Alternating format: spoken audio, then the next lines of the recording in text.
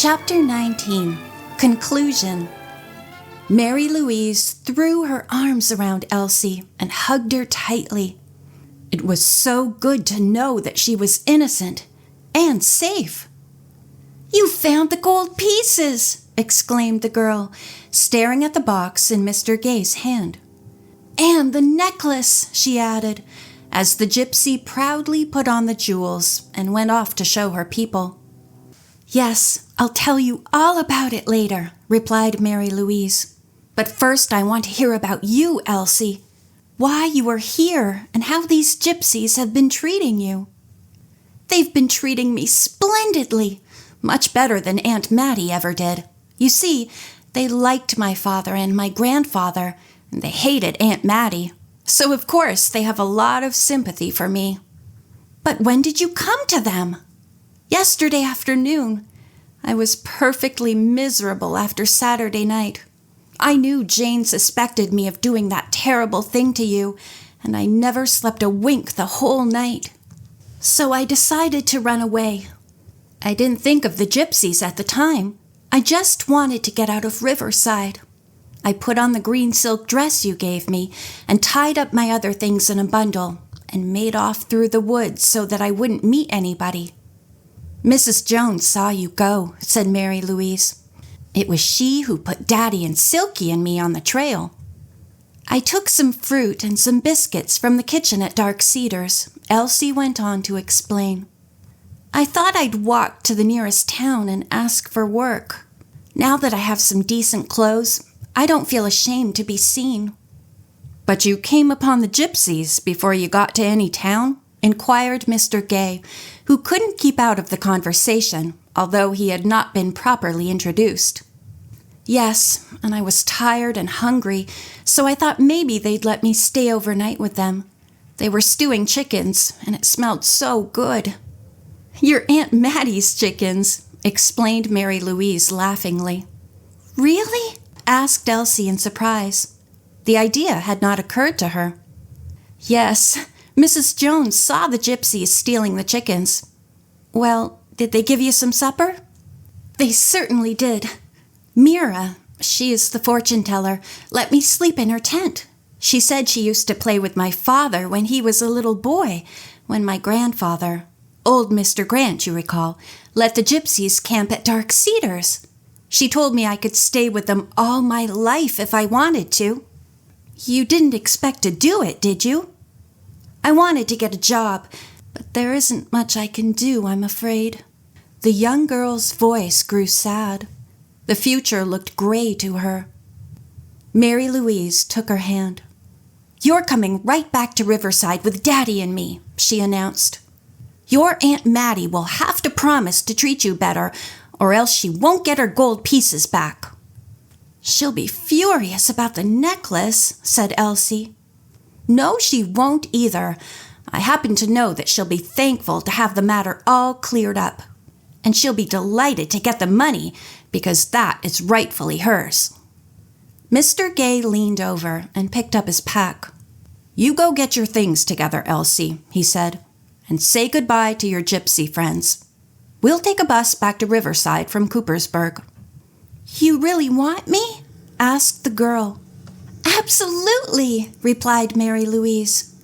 "You're going to go to high school this fall, I hope, and belong to our crowd of young people. All the boys and girls like you." Elsie's face lighted up with a happy smile.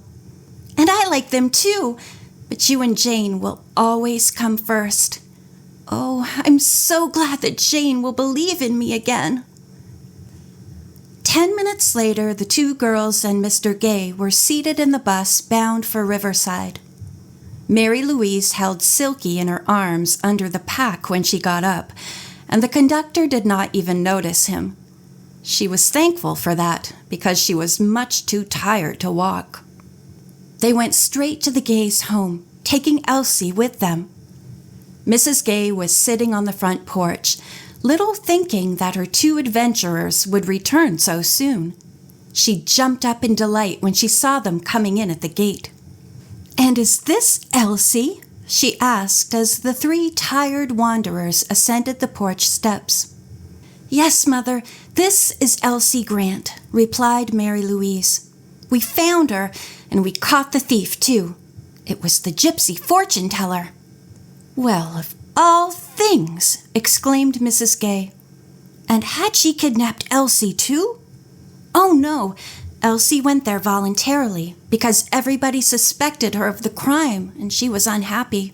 But Elsie had no idea the gypsy was the thief until she heard us accusing her." "If I'd only have been a detective like Mary Louise," the girl remarked admiringly, "I might have guessed, but I'm pretty stupid about things like that. I even ate some of Aunt Mattie's chicken for my supper last night without ever guessing that the gypsies stole it." Mrs. Gay laughed. "Well, it certainly is nice to have you all back again. We'll have a fine dinner to celebrate. I'll send Freckles for ice cream when he comes in." She stooped over and patted the little dog's head. "Silky shall have some too. He loves ice cream." Mary Louise took Elsie up to her room, and the two girls lay down on the bed to rest after they had removed their dusty clothing and cooled themselves under the shower. At 5 o'clock, Mrs. Gay came in with the news that Jane Patterson was downstairs, asking for her chum. "Please tell her to come up, Mother," replied Mary Louise. "I can't understand why she's being so formal." "She knows Elsie is here," explained Mrs. Gay, "and thought you might not like to be disturbed." "Does she know I didn't steal the money or the necklace?" demanded Elsie eagerly. "Mary Louise's father is telling her the story now. Freckles just came in, and he had to hear all about it, too. He's almost as keen to become a detective as Mary Louise is."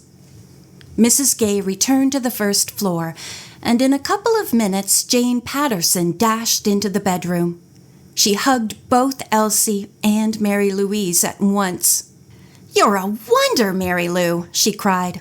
"Sherlock Holmes and Philo Vance and Spencer Dean haven't a thing on you for solving mysteries. Why, I bet your father loses his job and they hire you in his place." "Now, Jane, be rational," begged Mary Louise. The visitor seated herself upon the edge of the bed. "All right, I'll try. What I came over about was to see whether you and Elsie can go with our crowd to the country fair tonight. We're leaving early after supper, and Mother and Dad are both going along. You can take Freckles, too, but not Silky. He might get into a fight with the cows or pigs or something." "Don't insult my dog," returned Mary Louise solemnly. "Silky never associates with pigs." "Okay. Well, can you go?" "We'd love to, but don't you think we ought to take Miss Grant's money back to her?" "Not tonight, certainly," was Jane's emphatic reply. "Let her worry about it a little longer. It's good for her." "But shouldn't I go over to see her?" asked Elsie. "Tomorrow's time enough for that," answered Mary Louise. "You can stay all night with me tonight." Mrs. Gay heartily approved of the plan, for she felt that both her daughter and Elsie needed a little diversion, and so for the time being, the adventure at Dark Cedars was completely forgotten. Early after supper, the young people drove off in 4 cars and enjoyed themselves thoroughly until nearly midnight. But both Elsie and Mary Louise awakened early the following morning, intent upon tying up the few remaining threads of the mystery at Dark Cedars. Mary Louise had been hoping, ever since she found Elsie, that the girl would be invited to live at the home of Mrs. Grace Grant, if her Aunt Mattie would agree to contribute something towards her support. With this plan in her mind, she turned Elsie over to Jane to entertain her for the morning, and she herself went directly to the Grants' home in Riverside. She was fortunate in catching John Grant before he left for business, for she believed him to be an ally. He and his mother were seated at the breakfast table when she arrived. The maid brought her right into the dining room. "Good morning, Mrs. Grant, and Mr. Grant," she began brightly. "I must apologize for this early call, but I have great news.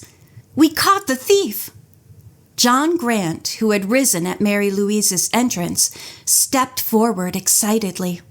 "Not really?" he demanded. "Do you mean Elsie?" "No, Mr. Grant. Elsie is not a thief. It was the gypsy fortune teller."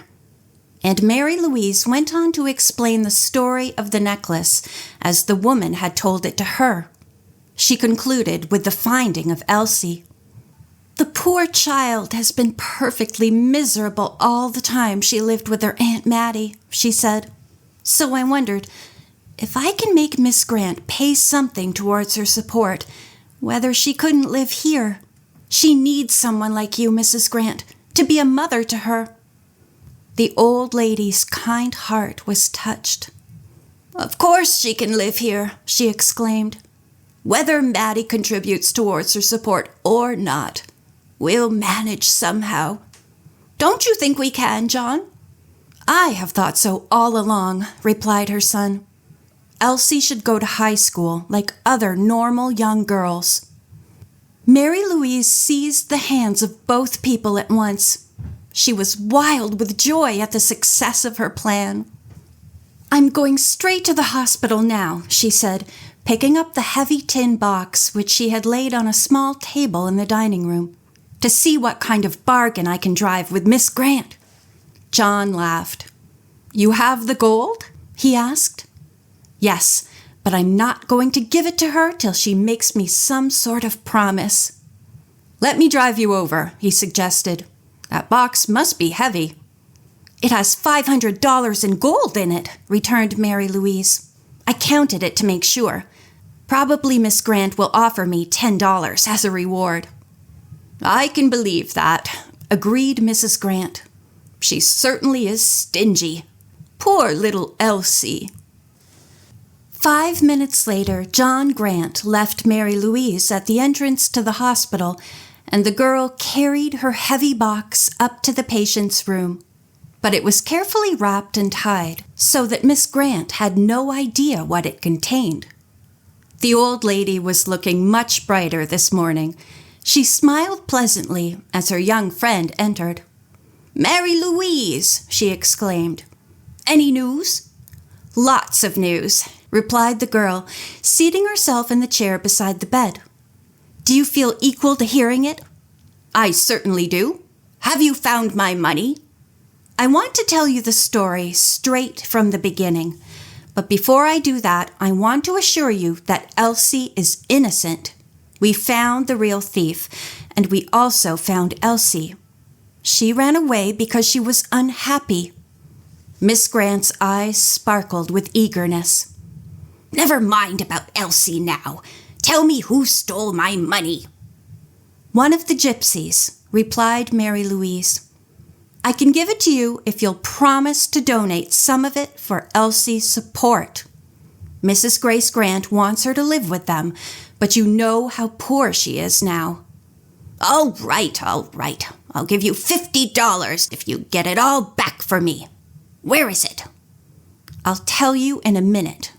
Mary Louise couldn't help enjoying teasing the miserly woman in retaliation for the way she had treated Elsie.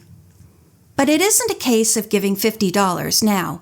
It's rather that you pay Mrs. Grant something, say $20 a month, as your share towards Elsie's support." Miss Grant groaned. "For how long?" she demanded. "Till Elsie finishes high school." "That's a lot of money. Still, I wouldn't have to have the child around, and she does irritate me. Yes, I'll agree. Where is my money?" Mary Louise unwrapped her box and put it down upon the white bed. Miss Grant reached for it as a child might grab at his Christmas stocking. She opened it and immediately began to count the gold pieces. "It's all here!" she cried exultantly. Mary Louise nodded. "Shall I tell you the story now? About the necklace?" she inquired. Yes, I had forgotten the necklace. Where is it?" "I'm afraid you won't get that, Miss Grant, because it never really belonged to your father." And Mary Louise went on to relate the gypsy's story. Still fingering the gold, the old lady listened intently. "Yes, that sounds right to me," she agreed as the story ended. "I am thankful that the necklace is back with its rightful owner. That would please my mother. Maybe now Dark Cedars will be a more peaceful place to live." "I believe it will be," concluded Mary Louise as she rose to go. "Here is your key, Miss Grant, and goodbye." "Wait, Mary Louise. I want to give you $40 in gold. You can give 10 to Jane, as I promised her, but I think you deserve 30. You're a good, clever girl." Mary Louise shook her head. "No, thank you, Miss Grant. What I did because of my love and sympathy for Elsie. If you will treat her fairly, that is all the reward I want." The old lady gazed at the girl in amazement at her refusal, but she saw that she meant what she said. Perhaps Mary Louise's generosity put her to shame. "I will, Mary Louise," she promised solemnly. "I will indeed." So, well satisfied with the happy solution of the mystery at Dark Cedars, Mary Louise hurried back to tell Elsie Grant the good news about her new home and the 4 happy years at high school which were in store for her. The end.